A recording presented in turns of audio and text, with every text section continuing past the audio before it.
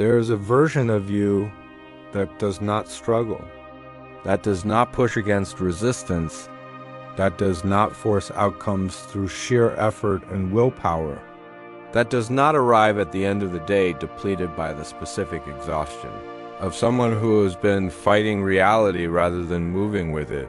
This version of you is not a fantasy. It is not a spiritual abstraction or a motivational promise that dissolves on contact with the actual difficulty of daily life.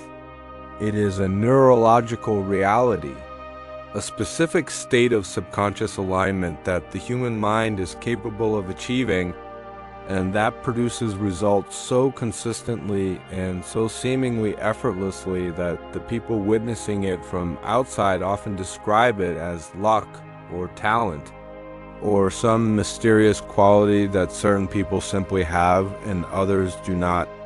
They do not have it. They have built it. They have built it through the specific and deliberate practice of creating what physicists and neuroscientists, both from their very different angles of understanding, call frequency, the characteristic vibrational quality of a system in a specific state in the human subconscious. Frequency is the dominant emotional and physiological state that the programs running in your subconscious mind generate as your default experience of being alive. And here is the truth that changes everything. Reality does not respond to what you want. Reality responds to what you are, to the frequency you are broadcasting, to the specific quality of your dominant subconscious state, not to your wishes, not to your plans, not to the goals you have written in your journal or announced to your accountability partner, to the frequency, to what is actually running beneath the surface, in the 95% of your mental activity that happens before the conscious mind has any say in the matter. Today, I'm going to show you exactly what frequency is, how it works, why reality responds to it the way it does, and precisely how to build one so strong that the results you have been working toward begin to arrive not as the product of struggle, but as the natural consequence of who you have become. The word frequency in the context of the subconscious mind requires a precise definition, because it is used in popular culture in ways that are often vague and sometimes mystical in ways that obscure, rather than illuminate what is actually happening. Frequency in the human system refers to something specific and measurable. It refers to the dominant pattern of neurological and physiological activity that the subconscious programs generate as the baseline state of the organism. Every subconscious program produces a characteristic physiological signature, a specific pattern of brainwave activity, hormonal release, nervous system activation, muscular tension, breathing pattern, and heart rate variability. When multiple programs are running simultaneously, their combined signature produces a dominant frequency, a characteristic quality of the entire system's baseline state. That determines how the person perceives the world, how they are perceived by others, what they attract or what they repel, and what is visible to them as genuinely possible in any given moment. The research of the HeartMath Institute has documented with remarkable precision that the heart, often described as the most powerful electromagnetic field generator in the human body, produces a field that extends several feet beyond the physical body, and that the quality of this field, its coherence and its frequency, is directly determined by the emotional state of the person generating it, in a state of genuine love, genuine gratitude, genuine joy. The heart's electromagnetic field becomes extraordinarily coherent. Its frequency becomes stable and expansive and genuinely powerful in ways that are measurable with scientific instruments. In a state of chronic fear, chronic anxiety, chronic resentment, the heart's field becomes incoherent. Its frequency becomes unstable and contracted, and genuinely weak in the specific sense that it is not, producing the physiological and perceptual conditions under which great results become available. This is not metaphor. This is electrophysiology. And understanding it gives you access to a technology for producing results that most people never even know exists. The mechanism through which your subconscious frequency determines your external reality operates on multiple levels simultaneously. The first level is perceptual. Your reticular activating system, the neural filter that determines what from the 11 million available bits of information reaches your conscious awareness every second, is calibrated to your dominant frequency.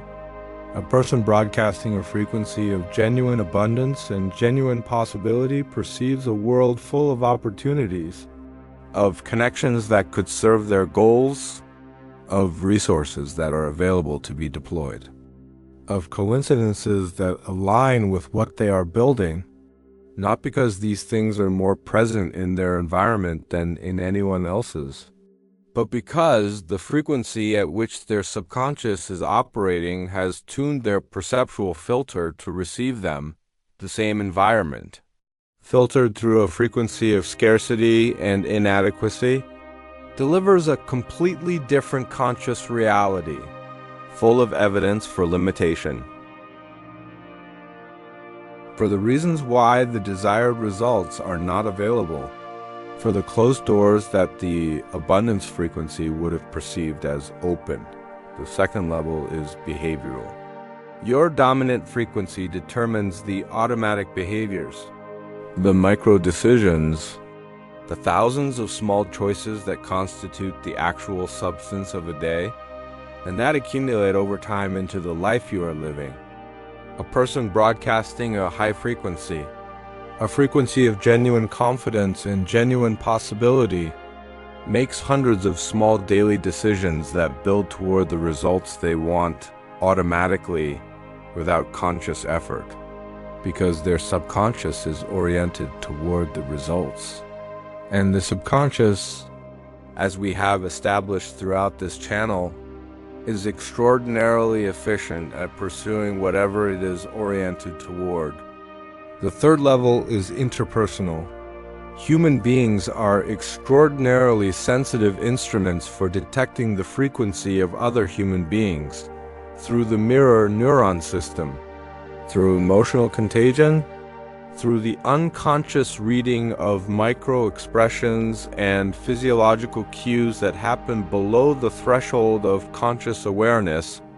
We respond to the frequency of the people we encounter. Before we have any conscious information about them, the person broadcasting a high frequency attracts the collaboration, the resources, the relationships, the opportunities that are the actual building blocks of great results, not through manipulation or performance, through the genuine quality of the field they generate, which the people around them respond to automatically and powerfully. Before I show you how to build the frequency, I need to be honest about what lowers it, because most people are spending significant energy on practices and orientations that are actively suppressing their frequency, often without knowing it. The first and most powerful frequency suppressor is resentment, chronic resentment. The carrying of unresolved grievances against people or circumstances or yourself is perhaps the most energetically expensive emotional state available to the human system. It requires the continuous allocation of subconscious processing resources to the maintenance of the grievance, to the rehearsal of what was wrong, to the monitoring of the situation for further evidence of injustice. And it produces the specific physiological signature of chronic low-grade stress that the HeartMath research documents as the most incoherent heart field available. The frequency of a person carrying chronic resentment is the frequency of someone fighting a war that is taking place entirely inside their own nervous system. And the results available from that state are the results available from that war. The second frequency suppressor is the survival identity, the subconscious belief that you are the person to whom difficult things happen, to whom limitation is the default condition, to whom the results you most want are available to other people but not to you. This identity generates a frequency of inadequacy that the reticular activating system faithfully confirms by filtering for its evidence, creating the specific experience of a person who is genuinely trying but for whom things genuinely do not work, not because the world is genuinely against them, because their frequency is confirming their identity's prediction. The third frequency suppressor is ingratitude, not the performance of gratitude that popular culture sometimes promotes as a productivity hack, but the genuine absence of the orientation toward what is already present and already good. The subconscious running a chronic deficit orientation, always aware of what is missing, always comparing the current reality to the desired one and finding it wanting, is running a frequency of lack that the reticular activating system confirms by filtering for evidence of more lack. And the person in this state works harder and harder from a frequency that is actively suppressing the results their effort should be producing. There are 4 specific emotional states that produce the highest measured frequency in the human system. 4 states that the HeartMath Institute's research identifies as generating the most coherent heart field, the most expansive perceptual filter, and the most powerful physiological conditions for extraordinary results. The first is genuine gratitude, not the forced performance of thankfulness. Not the list of things you should be grateful for recited without genuine feeling, genuine gratitude. The specific emotional quality that arises when you actually feel the reality of what is already present, the breath in the body, the functioning of the extraordinary biological system that is keeping you alive without any conscious effort on your part. The relationships that contain genuine love, even if they are also complicated. The specific beauty that is present in the ordinary moments of daily life that the deficit orientation filters out. When genuine gratitude is present as an actual felt experience rather than as a cognitive exercise, the heart field becomes coherent, the frequency elevates.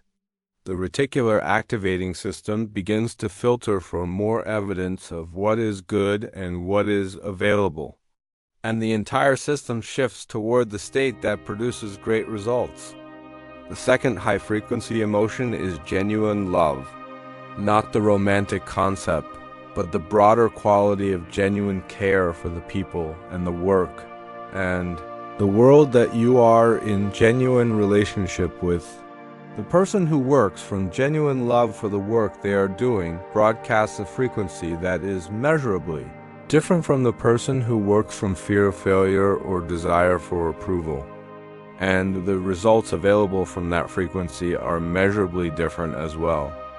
The third high-frequency emotion is genuine joy. The specific quality of aliveness that arises when you are fully present in an experience that genuinely delights you. Not the pleasure of stimulation or the relief of avoided pain, but the genuine joy of being fully alive in a moment that is genuinely yours. The fourth high-frequency emotion is genuine hope. Not wishful thinking, but the specific subconscious orientation toward the future as a place that contains genuine possibility. That is genuinely different from the past, and that is genuinely available to be shaped by the choices made today. These 4 emotions are not luxuries. They are the specific neurological states that produce the frequency from which the most extraordinary results become possible. Now let me give you the complete protocol for building a frequency so strong that reality begins to respond to it. This protocol has 4 elements, each of which addresses a specific dimension of the frequency building process. The first element is what I call the frequency anchor. This is the specific daily practice of deliberately generating one of the 4 high-frequency emotions in the body as a genuine felt experience every morning in the theta window.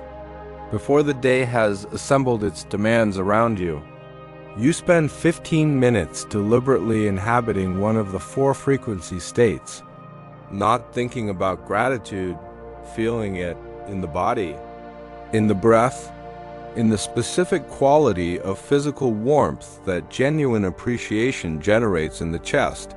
You begin with something small, something whose goodness is undeniable even to the most skeptical subconscious.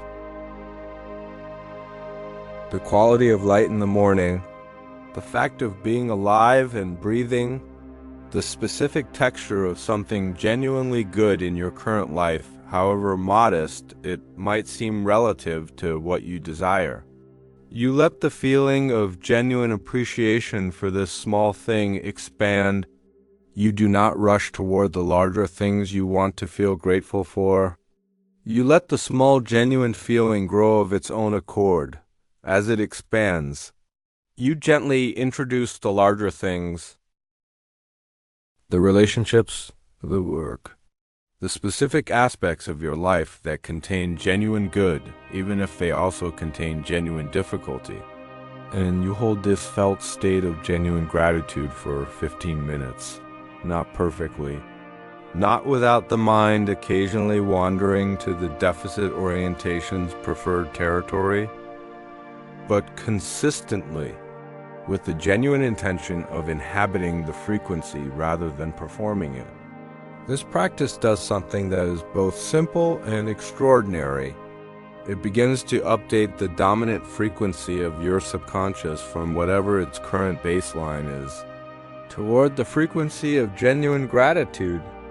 And as that frequency updates, the reticular activating system begins to filter differently. The opportunities become more visible.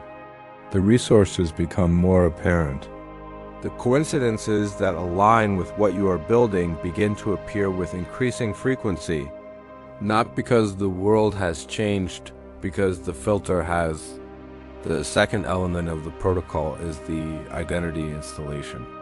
Because frequency is not just an emotional state that can be generated in the theta window and then abandoned as the day begins.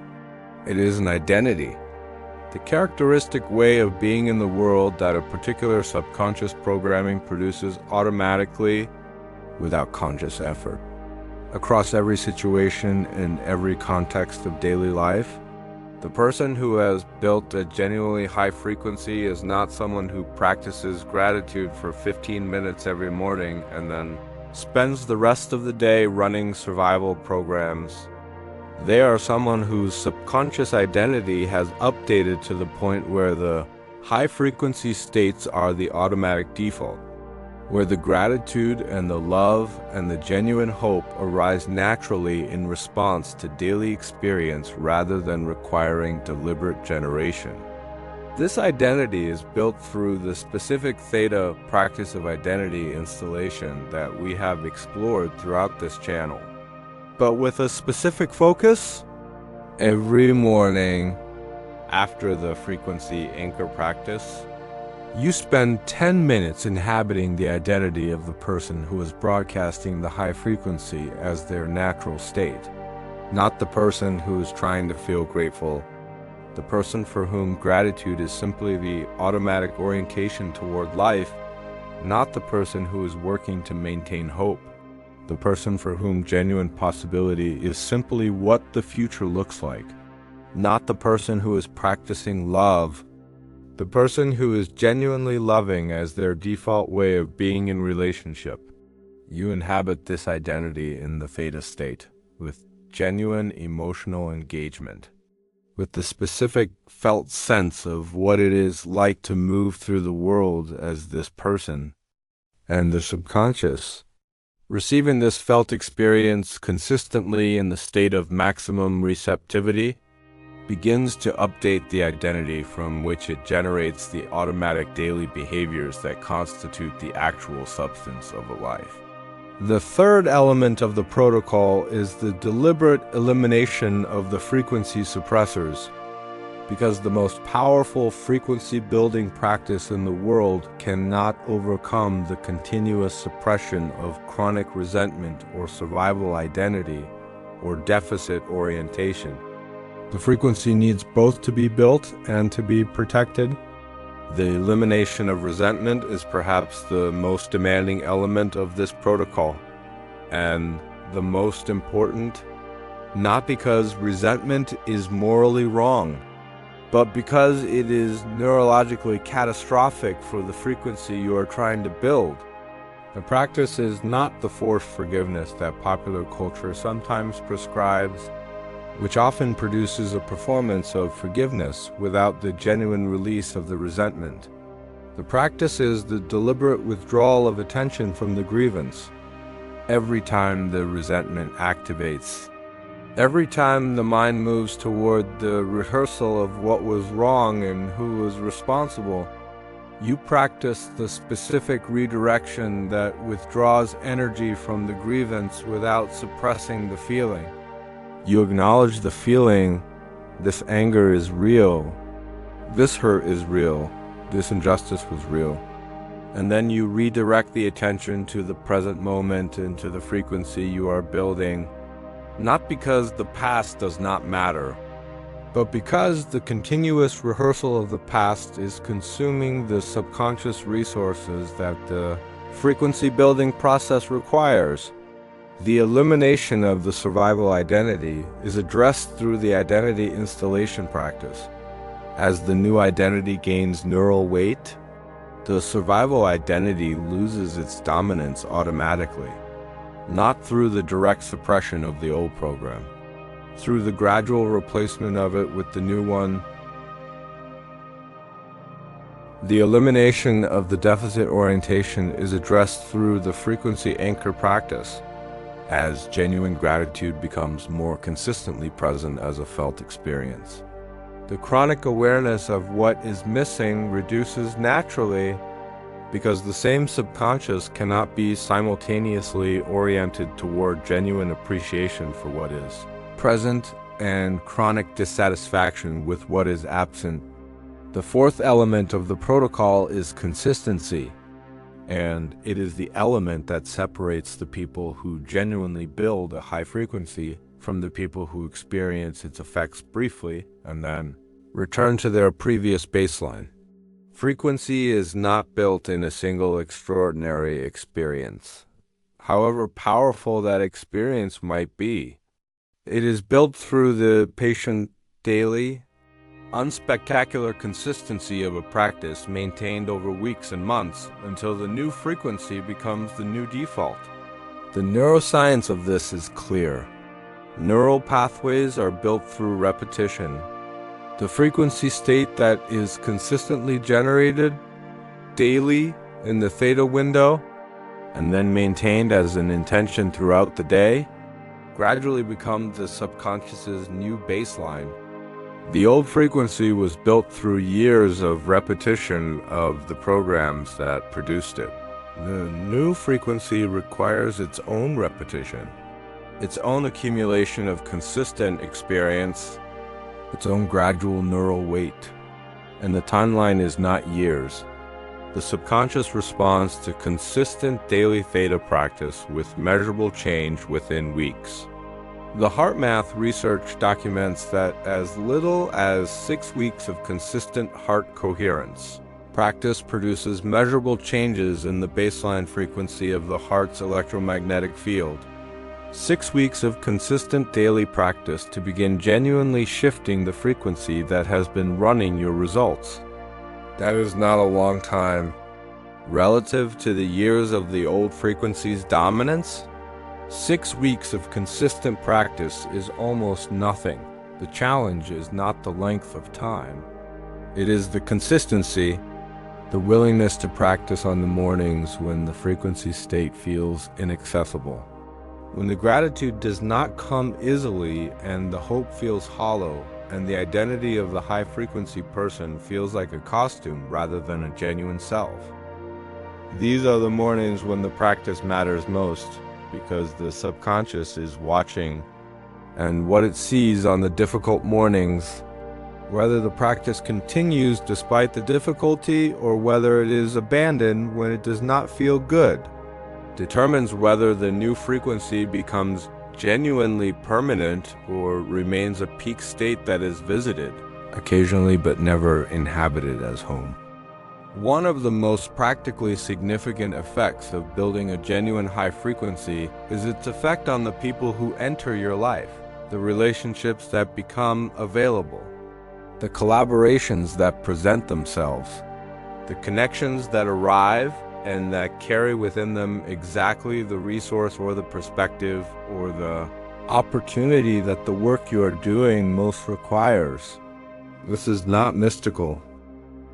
It is the interpersonal dimension of frequency that we touched on earlier in this video.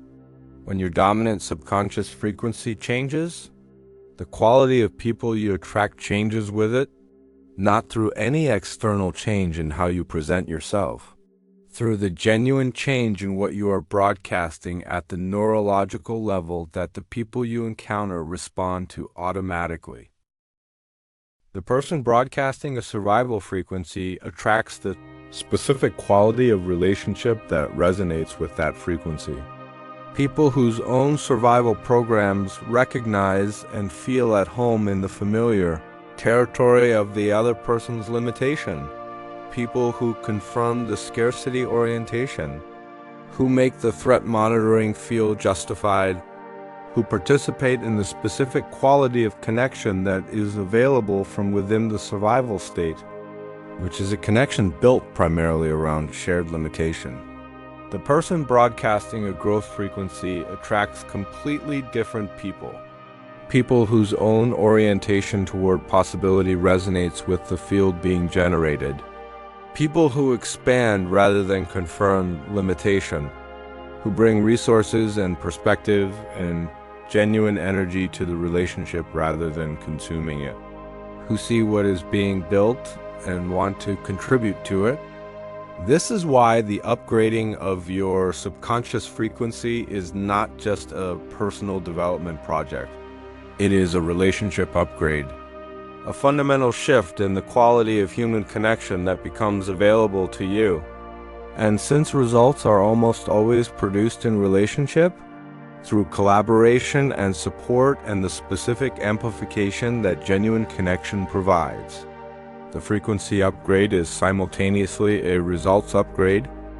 The history of extraordinary human achievement is the history of people who built extraordinary frequencies, who learned through their own particular paths of discovery to maintain the high-frequency states that produced results that seemed impossible from the outside but felt inevitable from the inside. Nikola Tesla, one of the most creative and most productive minds in the history of human technology, maintained what contemporaries described as a quality of inner excitement and genuine wonder about the universe that never left him, even through profound difficulty, through financial ruin, through the specific suffering that his particular circumstances produced. He maintained the frequency of genuine joy in the work and genuine love for the possibilities it represented. And from that frequency, he produced innovations that the scientific establishment of his era consistently said were impossible. Dr. Martin Luther King Jr. maintained what he called a frequency of love in the face of circumstances that would have justified by any ordinary measure. A frequency of anger and resentment and despair. He did not suppress those emotions. He processed them, and he returned consistently to the frequency of genuine love and genuine hope that produced the specific quality of moral authority that moved an entire nation. The frequency was not naive.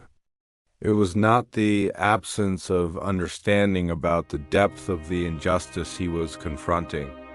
It was the deliberate choice of the frequency from which the most powerful response to that injustice could be generated.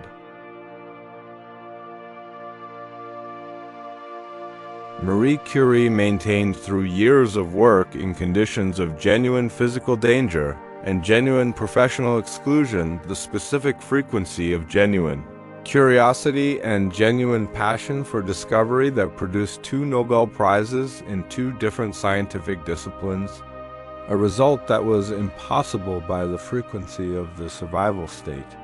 And that was inevitable from the frequency she had built and maintained through decades of deliberate inner orientation. When your subconscious frequency is genuinely elevated and genuinely stable, when the 4 high-frequency emotions have become the automatic default rather than the deliberately generated peak state, something becomes available that is genuinely difficult to describe to someone who has not experienced it, but that every person who has built a genuine high frequency will recognize immediately: the experience of flow, not the occasional flow state that arrives unexpectedly in moments of peak performance, but the sustained quality of movement through daily life that feels less like effort and more like alignment, less like pushing and more like being drawn, less like fighting for results and more like participating in a process that is producing them naturally. The ancient Greeks had a concept for this state. They called it eudaimonia, often translated as happiness, but more precisely understood as the specific quality of flourishing that arises when a human being is living in full alignment with their deepest nature and their highest capacity.